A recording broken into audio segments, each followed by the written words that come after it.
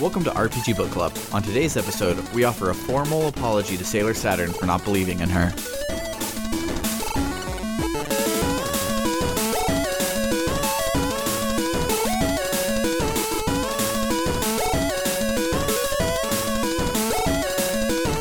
Welcome to the RPG Book Club, the podcast where we play a little bit of a video game and talk about how it makes us feel. I am Elias Sailor Eli Warren. I am Sam Allman. And I'm Michael Spiffle-Wevin. And today we'll be discussing Chapter 3 of Sailor Moon, another story entitled The Barazuishiou. Before we get started, though, how is everyone's week? So, my week started off great. So last week we recorded an impromptu Q&A, which I still, at this point, haven't put up to the internet yet, but I will. Been too busy playing that game. Actually, I finished that game, so it's something else entirely. But so what it was Rizzo got sick and forgot to send me the file in time for me to edit on Saturday, and then I've had a work week since then. He's still sick, and he wanted to let you guys know that he does have a doctor's note, and he sent us the doctor's note in Discord. Just be like, I am literal sick. So that's where he is today. But beyond that Q&A, which was super fun and cool and way different than anything we've ever done, I just played a lot of Xenoblade, because I'm trying to beat it because my friend bought me Octopath Traveler, and I don't want to double up on RPGs on the same system, because that's how you finish 0 RPGs. Yeah. That's awesome. Yeah, you played me some of the music from Xenoblade, and that music has changed my life. Like, it's given me like a come to Jesus moment more than like any Jesus music ever has. And it's like it's so good. It is really good. Well, and you specifically mentioned when you were playing it for me, like, as someone who really likes Battle Hymn for Everyone's Souls, and I listened to it, I'm like, oh yeah, I can totally get into this. And the next continent you get to after you hear that song also has a really badass choral piece. I'm just like, if this is the mood for the rest of the game, I'm down for it. What about you, Spiffle?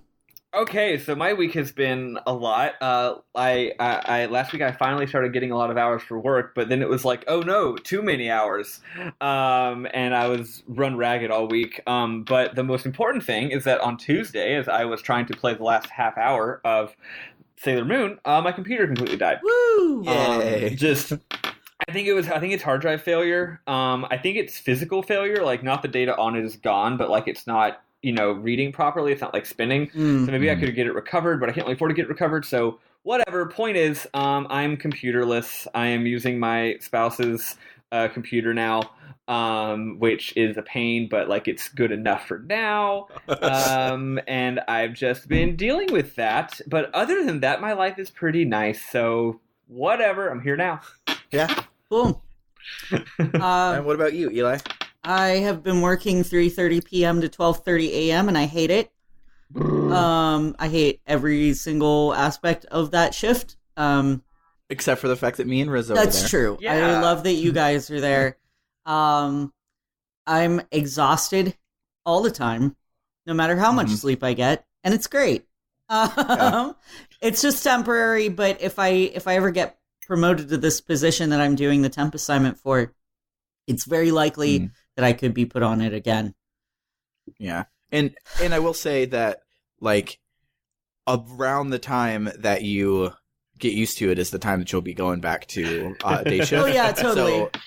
So if you do get this job, and my fingers are very crossed for you, then you will probably find your rhythm. Because like you said, having the 8 o'clock to 12 o'clock in the morning, no one lets you know that those are the best hours of the day. Like, you're always just busy giving that to work. And then suddenly you're on night shift and you're like, wait, like, I can go to the grocery store and no one's there. Oh, yeah. And that's fantastic. Yes. Like, I dropped Ken off at the train station yesterday.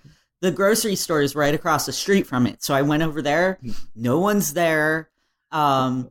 It was like 7:30 in the morning, and like I could just like take my time and go through, and I wasn't running into people, and they still were selling alcohol, so I was able to get myself some hard cider. It was great. Yeah, real early morning grocery hours is good. It's real good. That's the only place, like, up here, now that I'm in Cedar Park, that's the only place that only time I can go to the grocery store. There's too many people. Oh my god, yeah. Even here in Leander. I miss living out in the boonies. Yeah, well, even here in Leander, like, we have one HEB in the general vicinity, and it is always packed. Mm-hmm. Yeah. So HEBs are hell like that. Yeah. But other than that, it's going pretty well. So that's good. I did watch your Let's Play of your new obsession, and it looks really cool, and I need to get it. Oh, Reigns Her Majesty? Yeah. Yeah. Oh, that... Man. Like, I was already sold on it when you sent us the picture of the talking bear, but then watching your Let's Play, I was like, oh, this actually looks like something I would get really addicted to. Yeah. That game's on my radar for ages, and I just haven't played it yet. One of my favorite writers wrote... are you playing the first one or the second one? Second one. Okay, cool. Yeah, Lee Alexander wrote that, which is awesome. Nice. Yeah, I posted that specifically because I got told I was like Sailor Venus. And I think it's just like a random thing, and I think it's an owl... It's an owl or a bear, something. It was something. It just says random shit every now and then, and it's like it's just like a way to give you additional stats or remove stats if you need to, because of the balancing act that you have to do in that game. It's really interesting. I'm probably gonna let's play some more of that just because. It's good. Yeah, it is good. It's very simple, but it's interesting. And yeah, I highly recommend getting it. It's great for like an iPhone game that's engaging, only costs a couple of bucks, and isn't going to ask you for more money. So... Yeah, that's always a plus. Yeah, like I'm loving this Shin Megami Tensei game like surprisingly a lot. Like normally they're like, oh, this will be Final Fantasy, but it'll be Final Fantasy with a crazy plot so that you can get Cloud back. This is just like, no, it's a Shin Megami Tensei game. Like, here's the plot. Like, you're just playing a game right now. And it was like super good, but I could already tell they were like, oh, for fusions, you have to have like one summoned monster and one non-summoned monster. And for summoned monsters, you have to use gems. And I'm like, I'm going to bump up against that eventually. And I'm not going to like it. I got it on launch week. So of course they gave me like a million things to make the game pitifully easy. But one of these days, those will run out. And I'm just like, I don't wanna. I just wanna play your game. Yeah, totally. So, should we get into it? We ready? Yeah. Awesome. Yeah, let's kick it. Let's do it. So, last time on Sailor Moon, we went through a super long chapter where we got to play as the individual members of the Sailor team, which was cool, but long. So, that brings us to this week, where we start with Chibiusa at Infinity Academy with her friend Momoko. She showed up in both the anime and manga, just for a little backstory. She goes to elementary school with Chibiusa, and is one of her best friends, along with a boy whose name I can't remember, who also has a crush on Chibiusa, and it's really cute. But their love is never to be because she's from the future. Yeah, it would be a time paradox. Yeah, it would cause issues. So we see Anshar in an office in the school, and he's wondering why Chibiusa is there. And Anshar is the little green boy. Yes. That's like the opposito Chibiusa. Yes, exactly. Sin shows up and tells Anshar to kill Chibiusa and Momo. And then we cut back to Chibi and Momo going through the school. Eventually they go into one of the classrooms, and Momo-chan gets attacked by Grim Reapers. Anshar and Kyubey show up and fight off the monsters. It's like, it's creepy how much that thing looks like I know, Kyubey. Right? It's like a Kyubey mixed with a Gazimon. I don't know if you know. I know enough about like Digimon to know which one you're talking about. Yeah, he's the like purpley bunny one. Yeah. It's like that and Kyubey smashed together is this little thing. Yeah. Well, and this game came out long before Madoka Magica, so like it didn't even occur to me until like recently playing. I'm like, oh wow, that bears a very strong resemblance to Kyubey, or I guess the other way around. Kyubey bears a strong resemblance to it. Yeah. Is there a personnel lineage there, or is it just a coincidence or an inspiration? It's probably or maybe coincidence. I would say. It might be inspiration, but one of the tropes of magical girl manga is there's a magical animal thing that does stuff. Yeah. So this true. One is supposed to be like Opposito Luna or Opposito Diana or something, and they're just like, oh well, let's make it alien and give it like giant weird bunny ears, and then you're halfway to Cube already. Yeah, exactly. like there's only so many ways you can take that idea. You're going to end up with something pretty similar to all the rest of them. Yeah. Or Rio Oki or something like that. Yeah. Yeah, Rio Oki is close to that. In a way, Mokana is close to that. Yeah. And it's just like, like everybody is from the same cloth. Yeah, exactly. My headcanon is they're all members of the same species that go into different universes to make people into magical girls, but that's or maybe they all grew up in the same orphanage. Ooh. Yeah, that's it. That's probably it. That was a Final Fantasy VIII reference, by the way, Eli. Cool. It's a really stupid twist. Yeah, we need to play that one day just so you can say, what the fuck? I feel like I think Final Fantasy VIII is the one that Ken said is his favorite. Yeah, it's my favorite, like hands down my favorite. But like that twist is completely unnecessary because then there's good actual twists that happen like 30 minutes later. You just spend this hour like, oh guys, we all went to the same orphanage and we just forgot. It's crazy. Like literally they hype up the twist and then they drop it and you're just like, okay. I was wondering if when he said that, if it was meant to be a reference to something. I'm just like, sure. Yeah, it's kind of a famously dumb, like, it's like the one thing that people who don't actually play RPGs but they're snarky assholes about it, like the one thing they'll know about FF8 is the stupid twist with the orphanage, you know. Great. So after Momo gets attacked, she starts to get sleepy and Chibiusa freaks out. Anchar says, okay, well, we should just get her to the sick room. And then Chibiusa pauses to mention Kishal, and talk about how cute it is. And Anchar responds to her and calls her princess, which Chibiusa's like, I don't know what you're talking about. What are you talking about? And I do have to say that Anchar handles it really smooth because he's just like, yeah, princess. She's like, what? He's like, I love you and like you're like a beautiful like a princess. That's all I meant. Yeah, you remind me of someone. So he was just like, they're just like, okay, cool. Yeah. So it turns out the school gates have been closed, and the only way to open them is to go to the control room. They talk about going to the sick room first, but that's actually not possible. You have to go to the control room first. Yeah. If you go to the sick room, it's like, oh, the door is closed. Guess we have to go to the control room to open this door too. Yep. Yeah. So that's helpful. So we go to the control room, and Chibiusa gets trapped inside.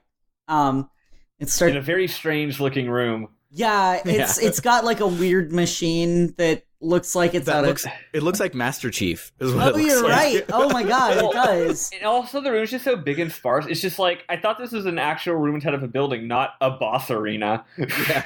Because like in an actual school, the control room would be a closet. You don't need to like sit down in a control room. You just would open it up and there would be all the breakers and stuff. Like it wouldn't need to be this giant room with this futuristic capsule room in the with a middle. robo head. So it asks for a password, and of course we don't have the fucking password. What are we supposed to do? We're 10.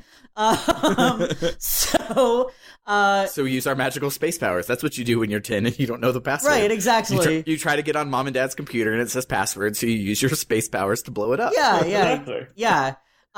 So we fight a monster and we win because we're awesome. Yeah, at this point, the battles are essentially trivial. Yeah, I mean, they take Some of them go on for a while. Yeah, we'll get to the part where they get hella easy. So one thing I thought was cool is this fight with Chibi is your first fight with Chibi as her powers, and you haven't played with her yet, so she's at level 0. So you get in the fight, and it gives you 400 experience points, and now suddenly you're at level 10 with everybody else. It's great. You have this one fight that you have to cheese with like 3 MP, and now suddenly you're back to normal and everything's fine. Yeah. It's very, very forgiving in that way. Like there are parts where it gets grindy, but for the most part, like to get you up to speed, like they really help you out. And I will say, even after Chibiusa levels up, her powers kind of suck, but that's because she kind of sucks in the anime and manga. Okay, so at least it makes sense. She in the original anime, her pink sugar heart attack almost always fails. It'll like fly out and then just like droop down and hit the ground. She's in training, okay? Right? Exactly. Well, like there's been a couple of times. There's one episode where I think Uranus is holding on to her, and she does a pink sugar heart attack directly into an enemy's face. Because Uranus is trying to protect her. And all it does is bap them over and over and over in the head. It doesn't actually, like, do any real lasting damage. That's really which funny. is hilarious. Sailor Moon S, I would say, is definitely the best season of the original anime, because even though it goes off the rails from the manga, it has its own feeling. It has its own kind of charm to it, as opposed to a lot of it where it's just like, oh, this is a fuck ton of filler. Like, this is filler, but it's also really interesting, fun filler, because we get to see Chibiusa sucking. Yeah, it's like with Bleach, they ran out of manga because the guy took like 5 years off, and so they ran out of manga, so they like invented their own backstories and like all of this stuff, and like most people don't even know that all of that's filler because it's like actually good. It's not like the Garlic Jr. saga or Goku and Piccolo get their driver's license. It's like what you mean, the best episode of the entire anime? It's the best episode of the anime, but it's literally nothing like the rest of the show. And you're not watching it like, I wonder if this is filler. You're like, yeah, okay, this is obviously filler. I will also say, like, real quick, as far as why the Infinity arc in the original anime is good, it was directed by Kunihiko Ikuhara, who did a lot of he did Revolutionary Girl Utena, and he had a particular love for Uranus and Neptune, so he put a lot of love into like developing those characters. Nice. So I think that helped a lot with the story in that particular series. So anyway, back to the game. Yeah. So we get Momo-chan. Anshar comes in and shuts down the Master Chief machine.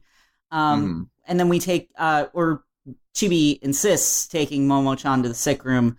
And then we cut to a short scene of Sin pacing around and wondering like, how is she going to handle this? And then she has an idea. So Sin has her, because like everybody has one extra animation in their thing, and hers is sitting on things and looking brooding. Yeah. And it's not as good as everybody else's individual. Like, it's kind of just like a mass of like black spandex. Yeah. Right. Like, I get what's supposed to be happening, and it's cool, but yeah, it's sadly not as good. Yeah, the execution didn't turn out as well as they had hoped. Because like Jupiter brushing her shoulders off last episode is like the best thing that happened in sprite art since like Final Fantasy VI. And it's that's a really cute little sprite that she has. Yeah. We get Momo-chan to the sick room, and Chibiusa mentions looking for the Barazuishiou. Anshar says he's never heard of it and asks why they're looking for it, at which point Momo-chan starts talking weirdly. And it turns out it's Sin talking through her, which is gross. Yeah. That's quite an invasion of privacy if I ever saw one. I gotta say, maybe because of me not being familiar at all with Sailor Moon, or because of this game's sort of odd translation, but I didn't realize that she was talking weird until the characters mentioned it. Right. Well, I think it's... I was like, wait, she's talking weird? Yeah. It's... Part of it, I think, was lost in translation, but I think also part of it was that... like, there's no names next to anything, and there's no voice acting or anything like that. So you just kind of have to, and that's why the characters had to mention it, because like otherwise we wouldn't have known that Momo was talking strangely, because everyone talks kind of strange in this because the translation is off. But you're right. The big culprit is definitely it doesn't have like the person's name who's talking. So like sometimes the scene's happening and like I'm trying to pay attention. I'm enjoying the game, but also sometimes I just have to sit there and let it roll over me. And I'm just like, okay, I guess I'll just let Eli explain this later. He's played this game before. He knows what's going on. This game reminds me of it was actually the three of our conversation in the Discord the other day, where I was like, oh, let me explain Kingdom Hearts. And then Spiffle jumped in and is like, Eli, it's stupid. You're going to have questions anyway, so just ask us when you play the game and then just play Kingdom Hearts 3. And I'm like, you're right. Yeah. Well, also it's almost like when what's his name? Gosh darn it. You know, the guy who made Nier. Yoko Taro? Yeah, Yoko Taro. Before Nier Automata came out, people were like, so if we play Nier first, will it help Nier Automata make... Or no, he's like, is Nier Automata not going to make sense if you don't play Nier? He goes, actually, I think if you play Nier, it'll make less sense. Just FYI, having played Nier, I totally think that he's right, because there are a few plot connections, but the fact that I can pick up on them but don't understand what they mean is way more confusing than if I just didn't pick up on the plot connections at all. That's beautiful. Awesome. Well, yeah, and I've been thinking about picking up Nier Automata at some point, so I'm glad to know that I don't need to play Nier to understand what's going on. I do think it enhances the experience, but in a way where you're like, I'm enhanced but confused. I guess I'm enhanced. So what you're saying is it's like the Pokemon move Swagger, where it raises your attack but then confuses you, so you're enhanced but confused. Exactly. Exactly. So, back to this game for the 40th time. We're still in the same paragraph that we were like 20 minutes ago. So after Sin talks through Momo, she finally shows up and tells Chibi to die quickly, princess, which I thought was a fun line. It's a real good line. Yeah. I loved it. Then she just sends Chibiusa and Anshar off to some random forest. Or maybe Anshar teleports them. I think they teleported away intentionally, because remember, I mean, that's where they needed to be, right? Like, so. Yeah. So I think Anshar teleported her to save her from her sister. Yeah, I think you're right. From his sister. I also think maybe the Barazuishiou and Ginsuishiou, do they have some kind of sentience or some sort of will? Sort of. So Yeah. It's explained a lot in the Stars anime and manga. So it hasn't come up yet, but everybody has something called a star seed within them. Some star seeds are more powerful than others, and those are sailor crystals. And the star seed basically encompasses your body and soul. Like that is who you are. And if your star seed is taken away, then your body just is gone. You're essentially dead. Chibiusa's Ginsuishiou starts glowing. She assumes that the Barazuishiou must be around somewhere, and then cries out for Sailor Moon's help. Thankfully, Usagi has magic mom powers and hears her through this other dimension. And time and space. Yes, yeah. Because she's not her mom yet. Right, exactly. But still, like, you know, it's that maternal instinct that Usagi somehow has, and yet she's still like a total space case. Luna comes in and says, Hotaru has disappeared, which is weird because she's not a total space case like Usagi is. Like, that happens a lot where Luna just insults Usagi, and Usagi's like, oh, okay, I guess you're right. She's their relationship is that meme. You're not wrong. You're just an asshole. Yeah, exactly. So Momo-chan suddenly runs into Usagi's room because she let herself into the house, I guess, and says Chibiusa she's not a vampire. She can just do it. Yeah, true. There is actually a vampire girl in the Sailor Moon. Yeah, she's in the original anime too, because there's like a little short that they have. Anyway, so anyhow,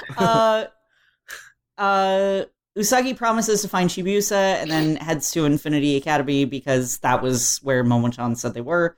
So we get there and see a cutscene of Sin and Professor Tomoe, who's Hotaru's dad, in a school office. And Sin...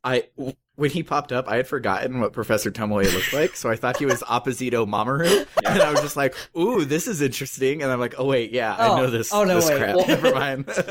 Well, also, one important thing is that Eli told me that this is important for y'all to know, is that, correct me if I'm wrong, but this should be surprising because he is dead, right? Or supposed to be. Yeah, so that's a shocker that he's not dead. Right, exactly. Yeah. If we're going by manga logic, he's dead. Which and he's not Despacito Mamoru. Yeah, he's not. Yeah. That's the new bit I thought of, guys. I hope you like it. I do. I love it. I love it. Stop happening.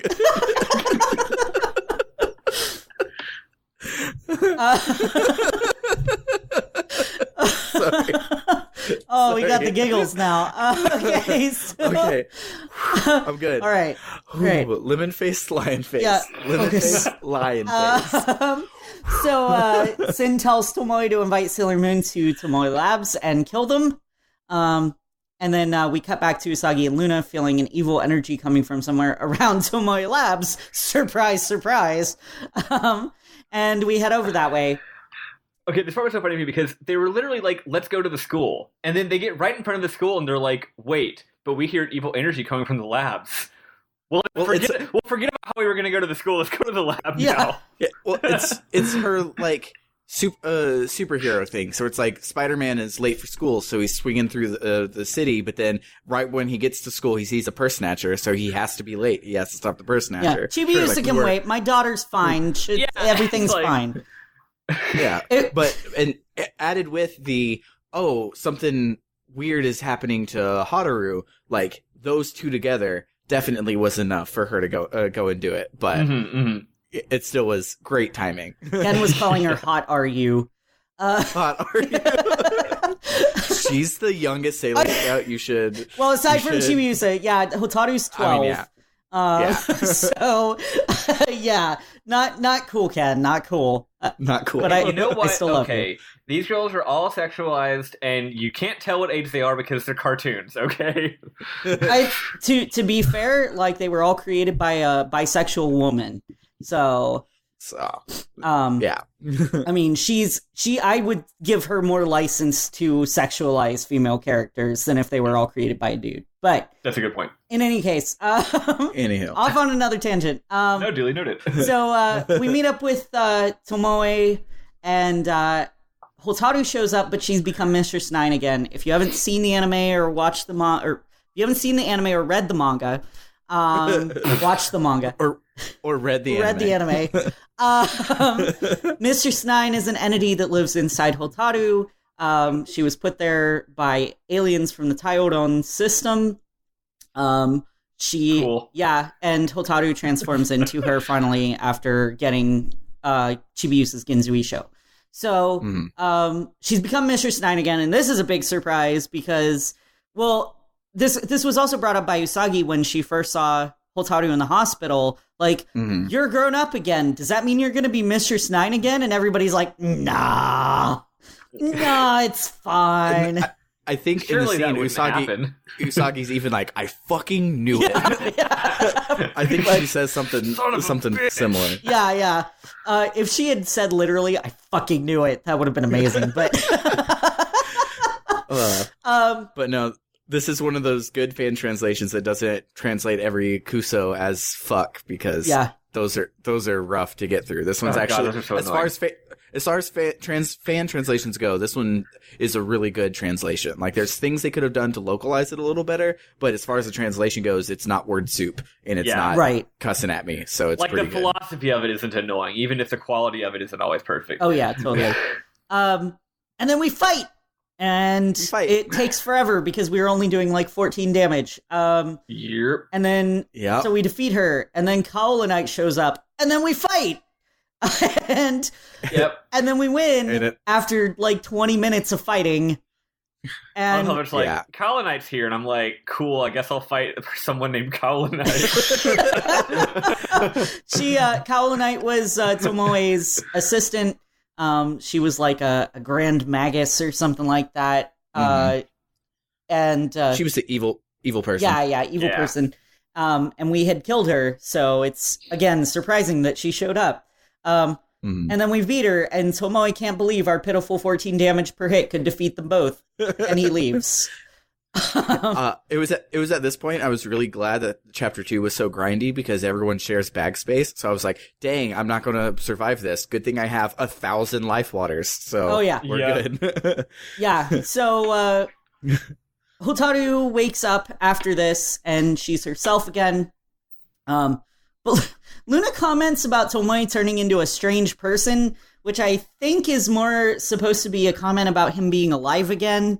But because he was already this strange, like when he was alive, it's not like, oh, the super nice Tomoe from before came back and he was evil this time. It's like, no, this is exactly as weird as he was.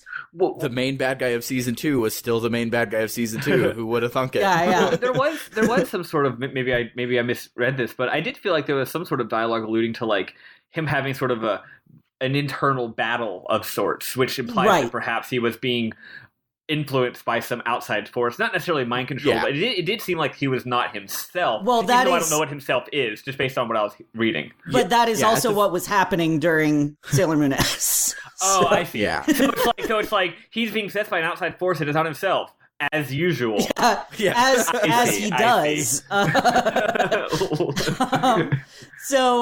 Like it's a clumsy line. I'm not sure if it's referring to his, because he had a change of heart there at the end. It was like, we skipped over the thing, or does that? Oh no, that's later. That's later. Never mind. So yeah, I have no idea what she's talking about then. So Hotaru transforms into Sailor Saturn, and we head through the door that Tomoe went through. We meet up with him, and Usagi asks why Hotaru is being dragged into a battle. He calls it a project, which strikes me as weird. And then he forms into Germatoid, which is his like evil alien form that had been possessing him.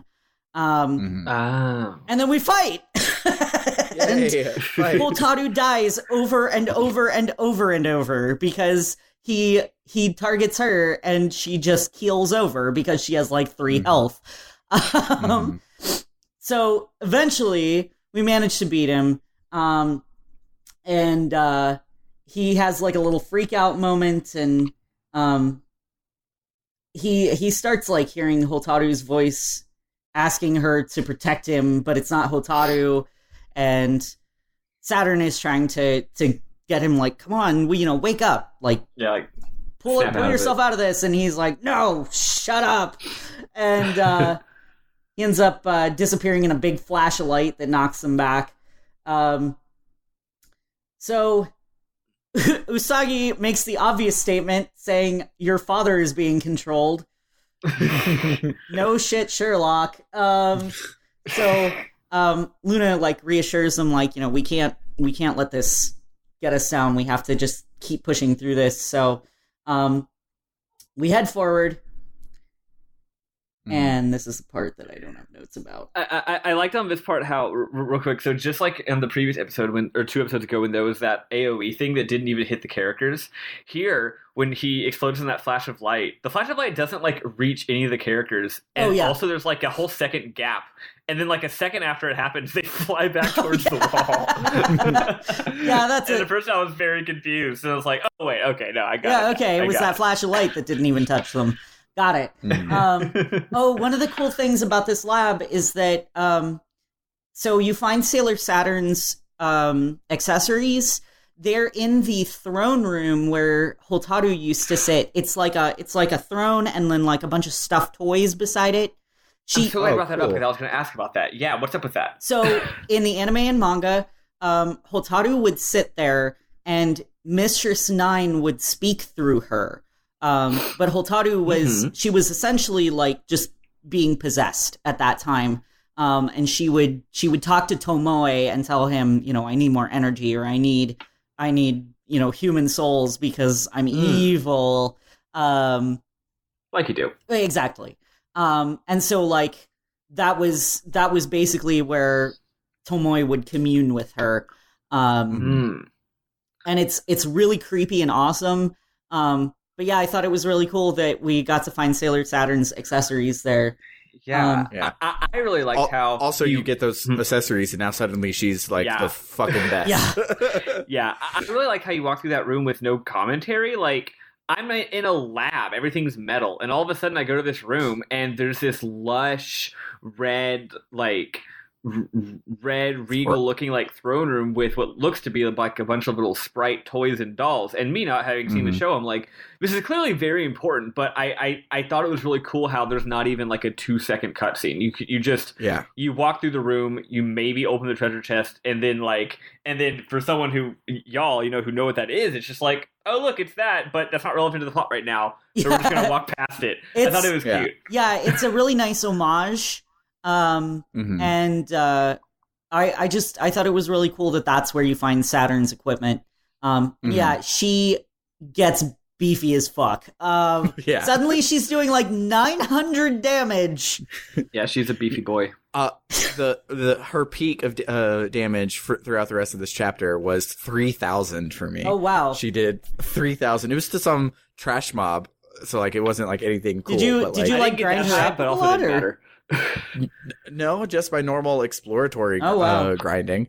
But yeah, it's because I put it in the arrow, so she's out in like the front, which gives her like two buffs to her attack, plus the fact that she's super powerful already. Yeah, and so I have them in the cluster formation, so I need to. I should probably switch that up so that she can get the most potential. I have her in the victory formation. So I have her and Haruka in the front and everybody else in the back, and Chibi in the very, very back because she was already doing 1 damage anyways. Why not put her where she only gets 1 damage? Right, exactly. That's the formation I've been rolling since the beginning of the game for sure. Except I forgot about it in this chapter, so I'm still in it. Chibiu says basically an experience sponge. That's what she's there for. So we meet up with Tomoe again, and he seems to be like having an inner struggle because he's like fighting with himself out loud, and Saturn's like, "Oh, I'm here, Papa," and then Usagi blasts him with the Ginzuisho, which is actually a healing blast, not a death blast. Because It's funny, like, in the original anime, one of the problems they have is they have a canonical, this thing solves all of everyone's problems, but they never use it because they need to go into a fight. And so it's like every time Usagi acts for the first time in the fight, like, everyone else will be like, oh, here's some fire in the face, here's some lightning in the face, all right, Usagi, your turn. And she's like, this could have solved it from the beginning. Well, it's like Pokemon, they have to weaken it first. Yeah. It's... And so, yeah, it's like a big old laser, and then in the anime, you see everything die, but then turn back into whatever the good thing was. So it healed it of the bad thing. Right. And turns it into the good exactly. thing. One of the things that's brought up, one of the things that's brought up in the anime is that, and I don't know if this is the case in the manga, I don't think it is, but in the anime, it frequently comes up that if Sailor Moon directly uses the Ginzuisho, it'll kill her. Oh. So she has to be kind of reserved about how she uses it. In I think it's the S movie. It's a big thing it's where the R she's movie. like, is it the R? Where R she's movie? fighting with Fiore. Yeah, our DVD that we have of the movies is out of order, so it's hard to know. But like, because it should be RS Super S, but I think it's SR Super S on the thing, so I can never keep them straight. But yeah, that's like a big plot point there at the end. Is she's just like, look, if I use this, I can save everyone, but I'll die. So I guess I'll die. Yeah, so I guess I'll die. But then she doesn't, because Mamoru can kiss her back to life, because that's what a prince does. Seems OP. Yeah. Yeah. A little bit. Wait, so there's an S movie and an R movie. When are they going to make the A, I, L, and O movies? LOL. At first, because I'm I'm egotistical. I thought you were doing SRALLMON, which is my work login is SR Allman. But no. Never mind. Anyway. So we blast him with our healing power, and Tomoe collapses, and a weird little darkness raven comes out. I don't know if that's a new darkness raven or a throwback darkness raven. That is a throwback to the original anime when the daimons, when they would be defeated, they would leave an egg behind, and the egg would crack, and like a evil darkness raven would fly out and then just disappear. Whoa. Yeah. So, well, and he also mentions, he says, Hotaru, your voice brought me back to my senses.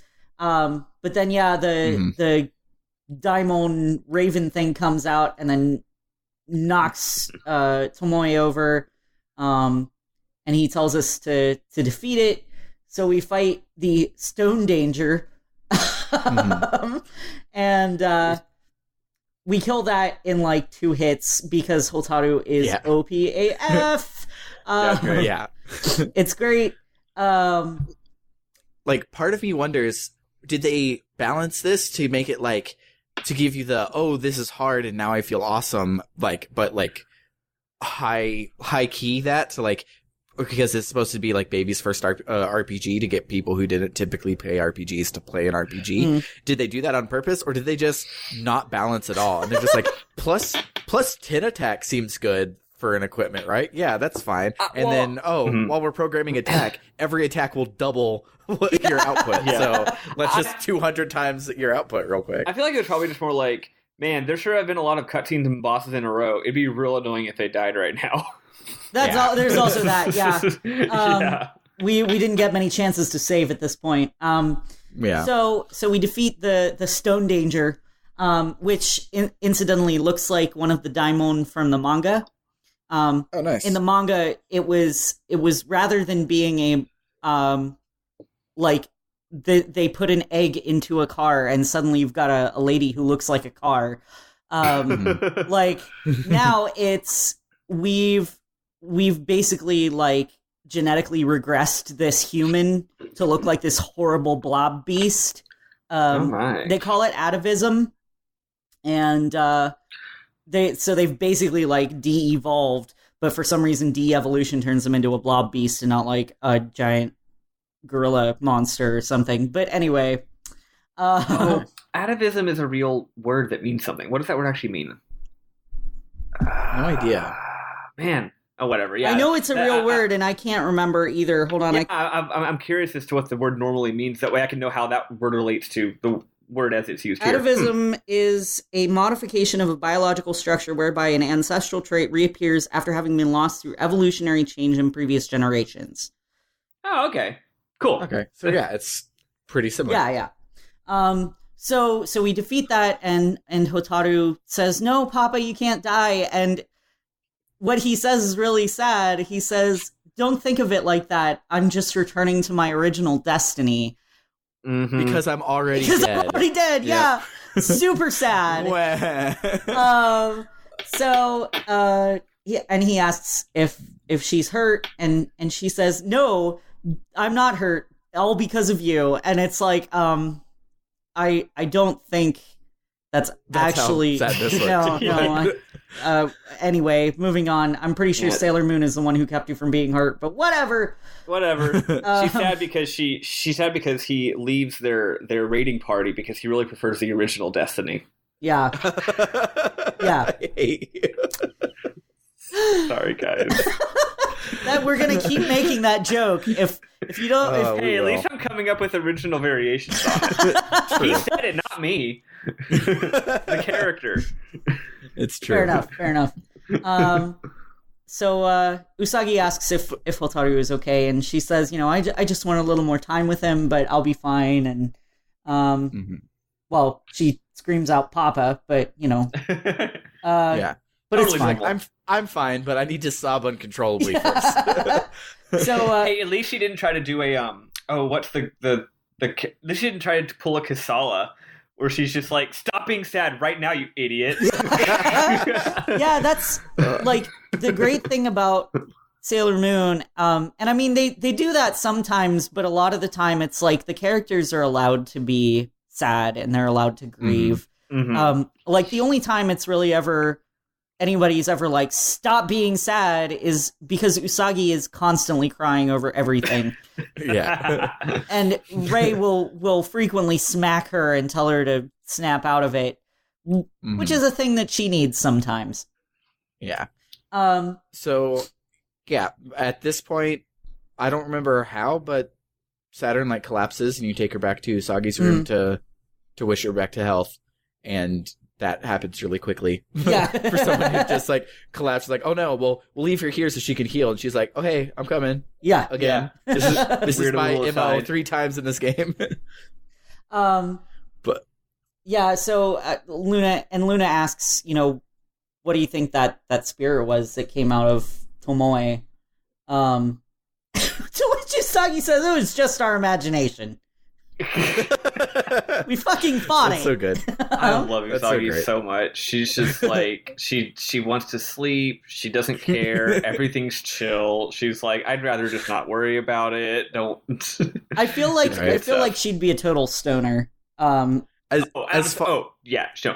a stoner. Absolutely. Like, as far as like chosen ones go, like she's probably the like most reluctant one that still somehow does everything. Yeah. Like she still like succeeds at being a chosen one, but she's just like, look, I want to eat. Like if you have food in this quote unquote crystal Tokyo, I'll do it. Yeah. But if not, deals like, off. Well, it's like she'll always put in minimum effort. And by that, I don't mean minimum effort possible. Like, she'll put in the minimum amount of effort required to succeed. So she'll succeed, but won't put in any more effort than necessary. So she's just like, yeah, okay, I'll try 70% today because this bad guy's kind of strong, I guess. I wonder if the Ginzuisho would have chosen a different person if, like, all of the bad stuff would have been solved in season 1. Like, oh, all the evil is coming. If you would have done 100% effort, you would have stopped everything. But no, now we have the Black Moon arc, so thanks. I was going to say the only reason she cares about Crystal Tokyo is because she thought it was spelled like a K, so she thought she'd get delicious mini burgers there. Yeah. She's like, ooh, sliders. I want slider Tokyo. Exactly. So she says that all the sadness has been sealed up, and Luna tries to snap her back to reality by being like, Tomoe came back to life, we saw it, we were there, we fought him. And Usagi goes into denial mode and is just like, no, I don't want to remember anything that happened. Well, she's just like, the immediate crisis has been solved, therefore everything's fine. The fact that there's clearly something going on is not registering to me. Right. Yeah. And then Luna's like, oh, but remember, you didn't find Chibi. Remember the thing that you got out of bed for? So let's go find Chibi. Let's go back. It's like when Democrats think that if Trump wasn't president, everything would be fine. And so we head off back to Tomoe Labs. Oh yeah, Hotaru wakes up as well and comes with us. And so we head back off to Tomoe Labs. Luna says, "Oh, everything's fine over there because we sealed up all of the darkness, so you can investigate and not have to fight trash mobs." Which we then don't do because we get as soon as we get there. Uranus and Neptune are like, hey, the thing you were trying to do and find your daughter? Well, we found her for you, so let's go to a forest. Yeah, they even say, like, you're late. Wow, okay. I was having a side quest and also killing someone's dad who came back to life, by the way. It's chill, it's whatever. Let's just go. Don't worry about it. Yeah. So we do a sailor teleport, which I thought required 5 senshi. But apparently you don't need 5 people for that. You can do it with 4. Or, because this is a 16-bit RPG, they only had 4 directions to work with. And they were like, well, it'll look better here than if we tried to fit 5 people in a circle. Yeah, so we'll just go with it. Somebody got fired for that little blunder. Non-canonical! Unplayable. Yeah, I cannot abide by this atrocity. my other theory was Uranus and Neptune are more powerful than the Sailor team because they've got to protect the entire galaxy as opposed to, or the entire solar system, I should say, not the galaxy, as opposed to the Sailor team who just has to protect Usagi. And she's easy. It's fine. She never gets into trouble. What are you talking about? I also, like, in Chapter 2, we saw that, like, the Sailor Scouts could teleport by themselves. So, and right after we get there, they're like, oh, we were just here looking at things in this forest. And so I wonder if they were like, they threw in the Sailor Teleport to, like, try and explain we're just going to be everywhere on Earth all the time and deal with it. Sort of, like, acceptance of the game. It's like, the game doesn't work if we can't just all teleport everywhere. So, like, deal with it. Well, the Sailor Teleport, the Sailor Teleport definitely did exist before this game. Oh, yeah, I'm saying it did, but I'm saying that they did it right here to be the explanation for why everyone can suddenly get to the top of Mount Everest. Right, it's like a little retroactive lamp shading. Gotcha. Yeah, they're just like, yeah, we can Sailor Teleport, and look, it only takes 4 people, so the 5 is not true for this. Okay. We can do whatever we want. That makes sense. So they get to the forest, and they're like, yeah, Chibiusa must be somewhere, so... we'll go find her. We don't know exactly where, but we'll just search around. And they say a line that I know is just Usagi is the main character, and so she needs to be the person you're walking around the map. But they sit there and like, yeah, so we scouted out the area and we found the enemy, so we know where Chibi probably is. But it'll somehow be faster if you're the one in charge, Usagi. So we'll all follow you. Which makes no sense. To stumble blindly through this forest so that we know exactly where to go. These people are all so much more competent than Usagi. Like, it's like y'all could have just finished the plot right now. Like, If anyone, let Usagi do it. If anyone is well aware of how incompetent and how like clueless Usagi is, it's Uranus and Neptune, because they watched her give up the Moon Chalice, and now they've also watched her give up the Ginzuisho again, and like they in the original anime they cannot stand Sailor Moon. I know what it is. They just want her to feel included.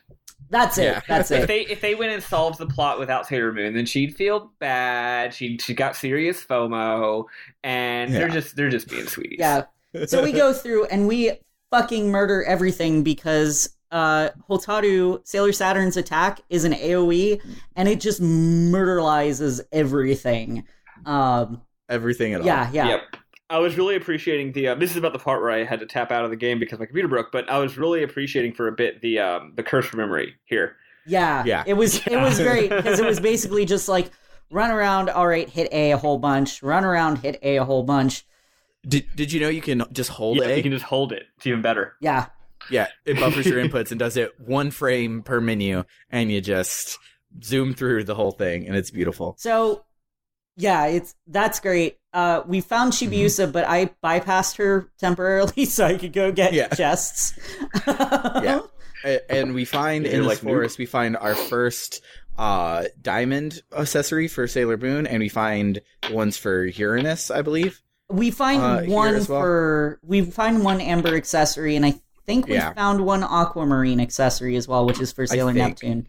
But they're not super powered yet, like Uranus or Saturn is. So Saturn still is just kicking butt, taking names. Yeah, exactly. And honestly, Neptune is pretty damn weak.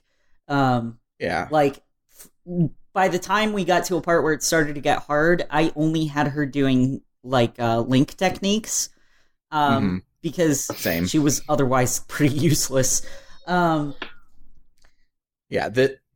this speaking about the level design real quick of this forest is it's a hallway, like it's a straight up Rogue Galaxy hallway, but it's just like the labyrinth in Rogue Galaxy. Every path takes you to Chibiusa, but there's just a lot of paths. Yeah. So it's like you get to feel like you're exploring, but you can't actually be lost because if you just always take the one that goes up, she's at the top of the screen. Right. There's no actual thing, which I think is hilarious because on the the website that has the map that I've been using, because Tokyo is not a hallway and it's really easy to get lost in.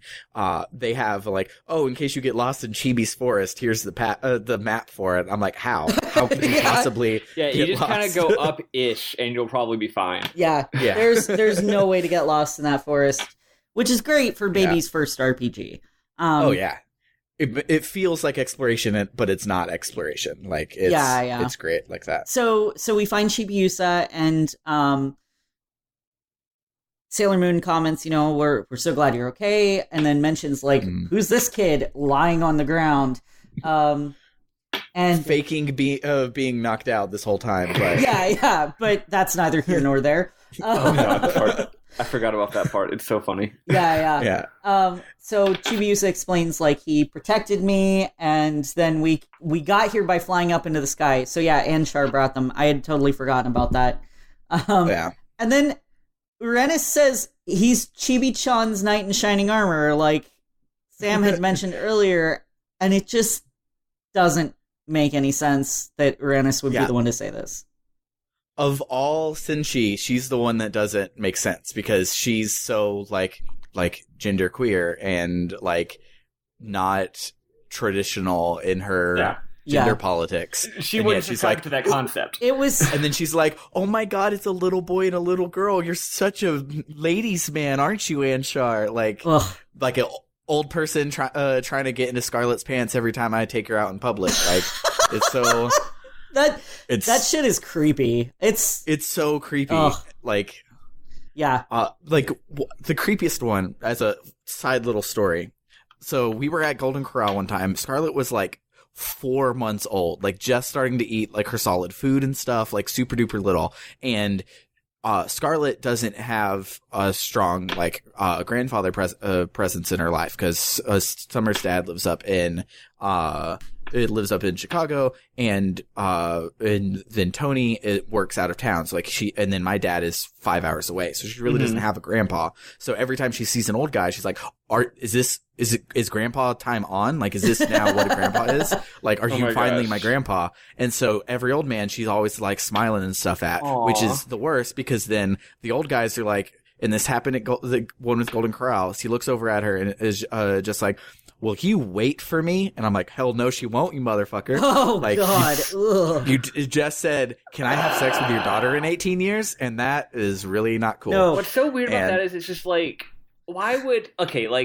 so there's two aspects of it, right? The filter, obviously, of like, why would you think it's okay to say? But before that, like, why would the thought to say that even occur to you? Like, what kind of brain has that happen? And a it's so cishet common. brain. No offense, you guys. But not even though. I mean, obviously that's certainly a requirement. It's certainly an if-then statement.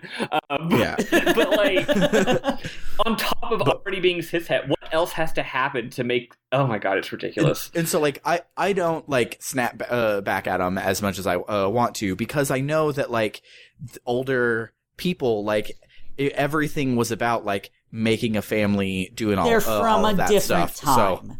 So and so like seeing a little girl is like, oh, like the way that works is she's going to marry a dude and make a family, and that's a good thing. So I'm going to like talk about that. Like, that's a good thing for your daughter to grow up to be. Yeah, honestly, Sam, you just answered the question. But it's just like gross. Yeah, I don't want it. No, it is gross. But it's like, hey, I need to reinforce like my idea of gender hierarchy at every opportunity. Like, it's just like making these offhanded jokes is a requirement for me. I must do it, otherwise society will fall apart.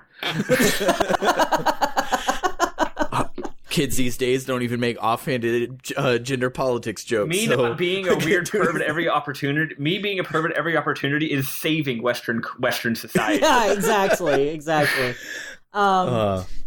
But like it would have even made more sense for Neptune to say that line, because she's very much a romantic. You know, not in like the same way as the Sailor team is, where they're just like boy crazy, but she's. Of the present Senshi right here, it should have been Sailor Moon. Oh, definitely, absolutely. Because she would also be teasing Chibiusa about that sort of thing. Because that's what they do. But anyway, So Chibiusa yells at Uranus and says, "Nuh-uh." And Neptune makes a comment about Anshar's powers, about how he can destroy enemies and he can fly. And then we see that he is not actually unconscious, because he's like, oh, well, it's over if we set the princess free from my sister's influence. And and like, I'm starting to like Anshar here, because like he fakes being asleep for this whole dungeon, which is fairly inconsequential, and we'll probably zoom right through it. But like, every time they do something, he like talks about it as like, wait, the Sailor Scouts are actually good people? What is this? Yeah. type thing. And he's just like, I can tell he's about to be like our man on the inside, as much as like he already saved Chibi's life. But I can tell like chapter 4 and 5 might revolve around Anshar like turning over to good, and I am excited for that. Yeah. No spoilers either. I'm not saying anything. Anshar's character is the exact kind of character that I usually get annoyed by and don't like, but right from the get-go, I was like, wait, I actually am enjoying this character, and it's cool. Yeah. Yeah. Because it's like naive for him, and not like painful, you're a grown-up, why are you doing this? Like, the fact that he's a kid, and he's like, oh wait, I can't just believe everything that my sister tells me, is like awesome, and not like, wait, you mean being a Nazi was bad the whole time? Right. You mean we're the bad guys? We're the baddies. Yeah. And that's a normal thing that kids go through. Like, you have an older sibling, you look up to them. I was that older sibling, and then my sister realized I was stupid and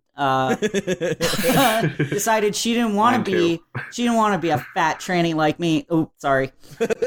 I'm saying that about myself. I would never. It just caught me off guard. You were saying that you actually were stupid as a child. Not. I was misreading. No. Okay.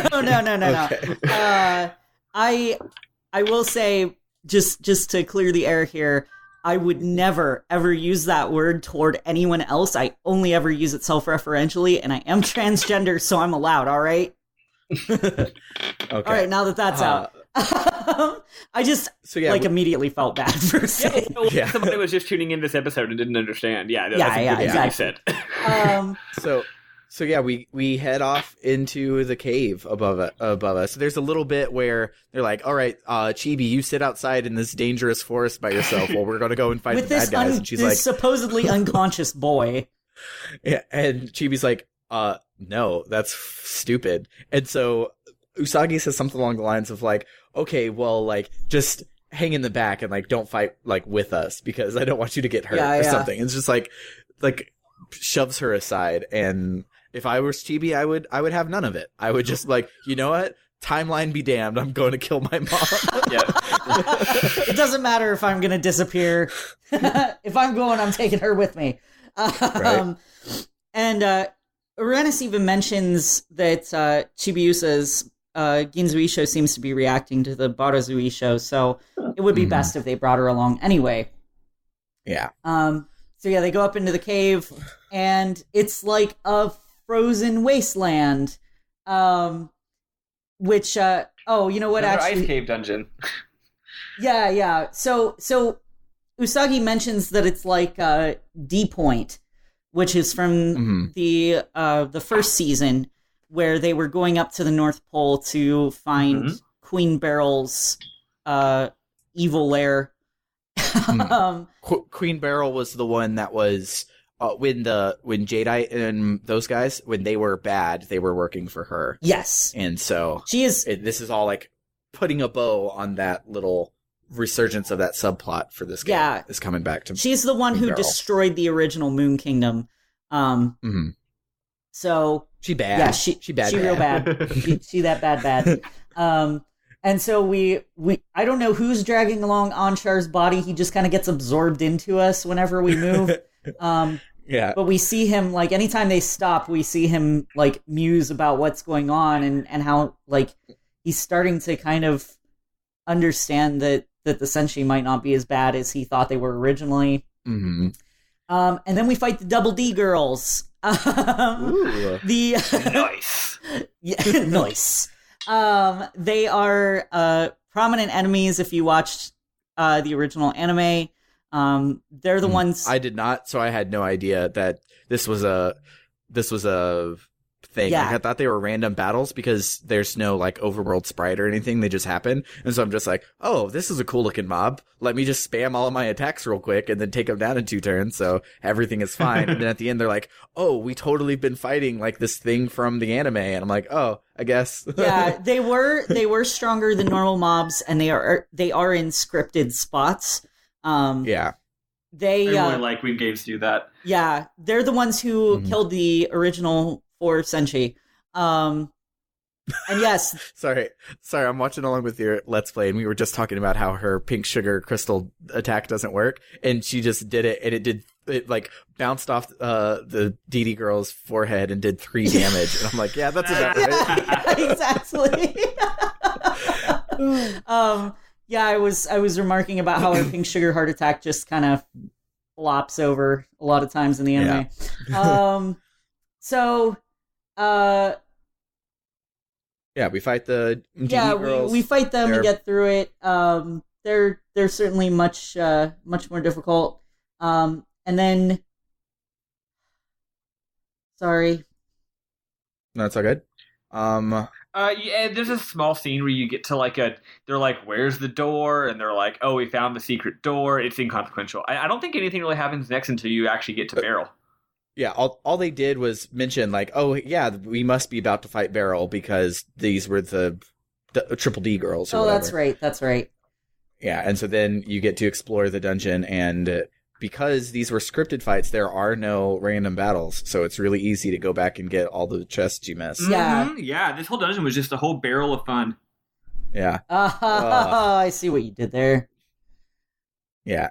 And so the door scene is cute because Usagi's like, oh, like there's nothing here, Chibi, you're stupid and you don't know anything. Oh yeah, that's right.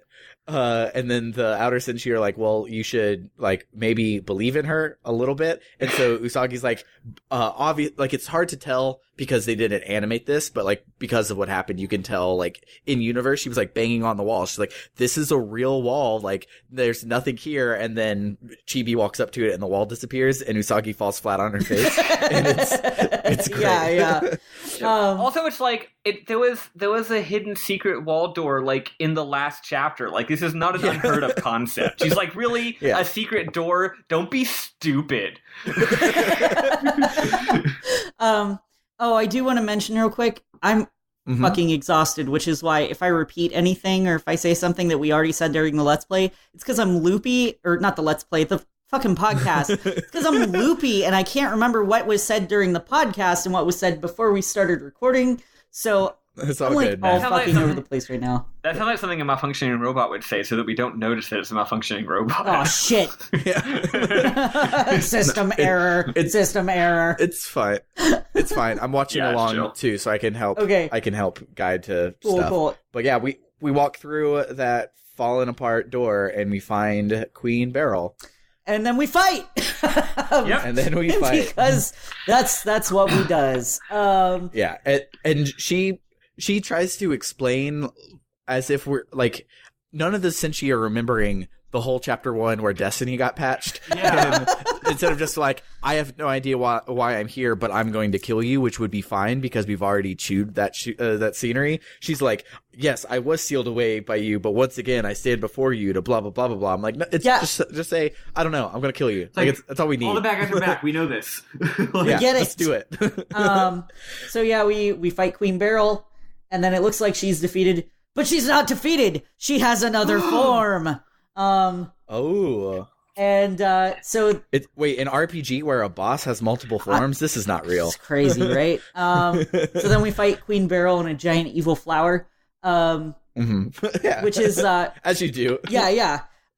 It's her Metalia form. She's like when she's fused with Queen Metalia, which is like this evil entity that is kind of formless, and is just made of energy. But in this fight, this is an interesting thing that it does, and one of the places where I learned that sometimes in RPGs, there are fights that you have to lose. Because and that's the first time this happened in this game. Yeah. You do very, very little damage, and she does 9,999. Yep. So, the first turn with her, she didn't use her AoE. She just used like a individual one. So I was like, okay, that hits like a truck, but I'm going to like manage around it or whatever. And then the second turn she used her AoE. I'm like, okay, I'm supposed to die. Yeah. I'm glad that they're straightforward with it, because the worst thing about those have to lose fights is sometimes they're hard but not absurdly hard. So before you die, even though it is scripted, before you actually die, you waste all of your healing items. In this case, it's like, no, she kills you in 2 turns, so you don't have time to waste all your healing items. So that's nice, at least. There's like, when I played Final Fantasy VI the first time, I think there's a Kefka fight that does that. Where does that have one of those? I think I can't remember if it was a Kefka fight or what. I feel like it did happen in 6. Where it's scripted so that you have to lose, but it's not so hard that you couldn't do something. And I think like you can get him to 1 HP. And I finally got to the point where I was like, maybe I have to die because I can't kill this guy. And then, oh, yep, that's what has to happen. So I'm playing Xenoblade right now, and it's hilarious because I did a bunch of side quests like a couple chapters ago, so I got over leveled. So then I just like focused on the plot, so now I'm back to normal. But while I was over leveled, the like super big bad that we've been scared of this whole time comes in to like reveal his final form to us, which is like he moves at the speed of light and it's possible to dodge. He's but the fastest in the fight, thing alive. Oh, sorry. Yes. But in the fight, I like killed him and I was like, lol, this was really easy. Like it wasn't even hard to get him down to half health, and then it cuts to the cutscene all out Rogue Galaxy, like, oh my god, this was so hard, what were we supposed to do? I'm just like, was it? Okay, I guess that's fine. Sure. Great. So they talk about, how powerful she is, and Luna says you should use both Ginzuishous of the past and the future. Which in the manga, you don't want to do that. You don't want to get them near each other because you can fuck up everything forever if they touch. So holy crap! Sorry, this battle gives 1,000 experience. I didn't notice that because it's the last battle of the chapter. But so apparently, like I guess we weakened her enough because now we can actually fight her and do good damage. And so in the cutscene in between, they're like, use the Ginzuishous together, and then there's like a little light show over her thing, and they're like, it didn't work, but did it work a little bit? And she's like, no, it didn't do crap, but apparently it did, because we then just kill her. Yeah. That was weird. So we beat her, and Usagi says a very not Usagi line, which is, Queen Beryl, how implacable. Like, that's not a word you'd know. Yeah, I was like, no. That really? You don't know the word in black. Yeah, it's so funny.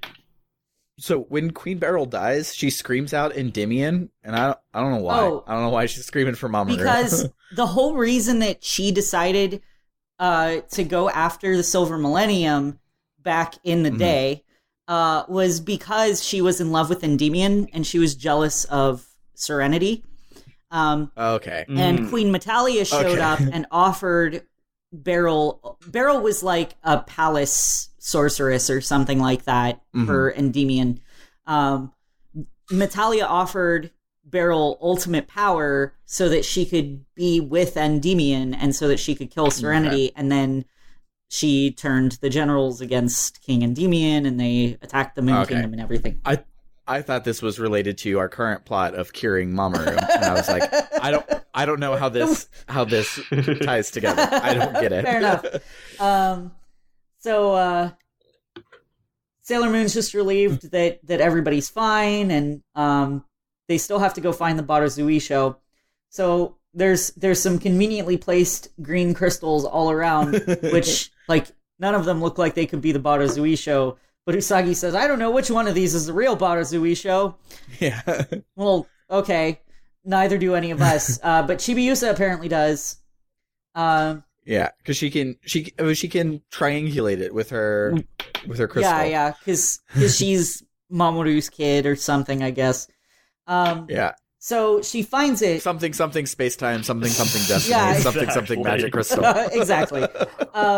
So she finds it, but then Anshar shows up. turns out he hadn't been with us for a little bit, and he takes it away from her and says, "That's not for you." Yeah, he's like, if I gave this to you, Tuxedo Mask would come back to his senses, and she's like, yeah, exactly. That's the point. That's the thing we want. He's like, oh, I forgot to tell you, I'm bad. I'm evil. Sorry. And then Sin shows up, and she's like, oh yeah, guess what? He's evil, and he's with me. Yeah. So Anshar does say something, which is one of the things that makes me like him. Instead of saying, oh, you can't do that because that would foil our plans, he was just like, no, if you bring him back, then we'll have to fight, and I don't want to fight you. So he's still like transitioning to being like cute. A good guy. Yeah. Because he just didn't want to fight his friend. Yeah. Yeah, he's like, I'm not on board with you. Like, I may not agree with being good, but I do respect you as a person. Yeah. Sometimes evil guys are the real nice guys. Yikes. But anyway, that's the end of the chapter. We head back to Tokyo, and and then we get ready for the next one. So, what'd you guys think? I really liked this chapter. This one wasn't super grindy like the last chapter. I think the last chapter is probably the best one. Like it did more of the like, this is the RPG type things for it. But this one was like, hey, this is what it's like to have a party, and formations are a big thing, and you haven't ever been able to use them yet, and it just like it was a fun little 2-hour romp, and I liked it. Yeah, I liked it a lot. I thought it was great too. I really like where the plot's going, because like in the previous thing, it was like, we have this big adventure, we have to go get the 4 magical MacGuffins, but then we got through that. So now I like how sometimes this is a criticism in a lot of games, but in this case, I think it's a plus. Like, we don't really know where the plot's going. They're just kind of dealing with things as they come up, and there's kind of a broader mystery that's happening. And again, normally that would be, I don't know, that would be like poor writing. Like I don't know what's happening, but or like I don't. There's no like stakes or hook. But what really makes it work, I think, is Anshar. Anshar's the real heart of it for me, because it's like they're just kind of dealing with sort of these episodic things. Like the whole thing with the dad was like basically a side quest. But like the whole time, Anshar is going through his development, and it's interesting. I also like how the game has. I feel like I've fallen into the game's flow now, and by flow I mean having literally no consistent structure whatsoever when it comes to like dungeons. Like it has no, like, from a game design standpoint, there's no formal there's no form at all. It's just like, we're just gonna have the plot and the dungeons and the boss battles, and when there's battles and when there aren't battles, when you have random battles and when it's all scripted, or when you just have a bunch of cutscenes in the boss. Like, it's just completely arbitrary. But now that I've fallen into that, I'm like, that's not a bad way for a game to be. You just have to get used to it. Right. So now I'm just like, okay, it's different, but it's not bad for being different. Yeah. And at first, in chapter 1, I didn't like it, but now that I've played more of the game, I'm just like, yeah, sure, just like whatever you want, whatever the game wants to do, I'm down for it. I'll follow along. It's chill. Cool. And it seems to at least know that like cutscene boss sucks. So usually when you have boss cutscene boss, that last boss is like trivially easy. Because they don't want you to have to sit through it. They'll only give you hard ones if it's like there's a save point right before it type thing. I also think, as a Sailor Moon noob, I think it's cool how I'm getting a lot more the gist of it than I was before. Not just with the plot stuff, but with the characters. So, like, y'all will say things about one character or another, about their personality, and I'm, like, 100% in agreement. Like, yeah, that totally matches up with what I've seen in the 6 hours I've been playing this video game. The 5 episodes of Sailor Moon I've seen in my entire life. Like, because this game is doing a good job of correctly capturing the what's going on with these characters. So even though I don't know the history, I'm like, yeah, totally. I totally get why this character feels this way. It's fun. Yeah, I really like it. I have heard that the game opens up in chapter 4. I don't know how true that is. I think there's optional content in chapter 4. But I may be completely off my guff there. I haven't. I can't totally recall either. It's been so long. Yeah. That may be the case. We'll see. Yeah. We'll just see if we end up having to split it if there's a lot, or if there's optional content, we'll save it and have an optional episode or something. I don't know. It should also we'll just see what's up. It should also be noted there is a Senshi we have not encountered yet. Oh, I know. Yeah, which one? I'm excited. She's my favorite. I'm so excited for it. Which Senshi? Pluto. Oh yeah, y'all have mentioned Pluto, and we haven't met her. By the way, I didn't say this on the podcast, so I don't know if you know this, Spiffle, but press start and then work through your combinations and permutations of 2 and 3 Senshi, just like real quick, grind it out and get everybody's special moves, all their link moves. There's no plot or anything to do it. You just have to guess. Like, so here's the thing. I did that very early in the game, and I meant to bring it up, but I like got them, like I did what you're just saying, but then I got into battle and they didn't show up. How do I act? They're in a special menu. The icon is like 2 girls saying stop in the name of love. And the menu is like empty. Or maybe they were all grayed out. I don't know. Even though I did what you said, they may have been grayed out because you didn't have the correct Senshi with you. Because you need specific Senshi there in the group. Do they have to be in a certain formation as well? No. They just have to be together. Why. That's weird because I was doing in chapter 1 where you have like all 5 of them. I don't know why it didn't work. Anyway, so I'll try it again later. Maybe I'll just could have been in chapter 1 is it takes the MP cost from you and the other person. So if the other person would have been out of MP because you were using world shaking, because why wouldn't you be using world shaking in chapter 1? And so if she was out, if she was out, the other person wouldn't be. Yeah. Or if it was like the beginning of the game, maybe that character didn't have enough MP to use it, like their max or something. Because I think I tried it like literally like. Because I'm always experimenting, right? So I think I did it like at the very start of the game. Okay, cool. I'll just try again. I was probably just being dumb. Thank you for the reminder, because I had just given up on it.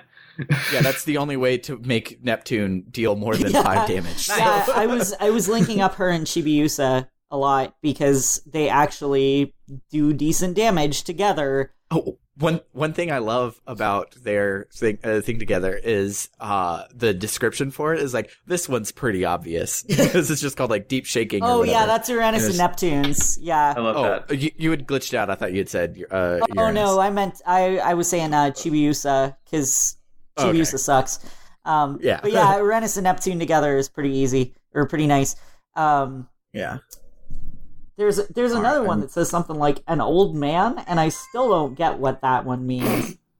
But anyway, I don't know. That about does it for the week, I believe. Unless you guys had any other final thoughts. No, good. I got it anyway. So I did bring up the thing, and it says chapter 4, and said note this is the longest chapter in the game. Okay, so. We will probably split it into 2. That might be a good idea. Yeah. If I don't know where we'll split it. So you start reading your thing, and then I'll come up with it. Okay. By the time that you get there. Cool. If you like what you hear and want to help us cover hosting costs and game costs, you can find us on Patreon at patreon.com/rpgbookclub. If you want to talk to us, we have a Twitter at RPG Book Club, an email, rpgbookclub@gmail.com, and our favorite, our Discord, which doesn't have a catchy URL, so you can find it in a link in the description. So join us next week when we will play through part of Chapter 4, which is Hostility and Friends. Yeah. Spoilers, you go to the Silver Millenium. So we'll save at the first Luna P in the Silver Millennium, and that's where we'll end. Cool. So it's the first time we can save in the Silver Millennium. Great. Part 1 of Hostility and Friends. We'll play through Hostility. We'll play through Friends. Yes, there we go. For RPG Book Club, I've been Elias, Sailor Eli, Warren. I have been Sam Allman. And I've been Michael Spiffle Weapon. Bye. Love you. Bye.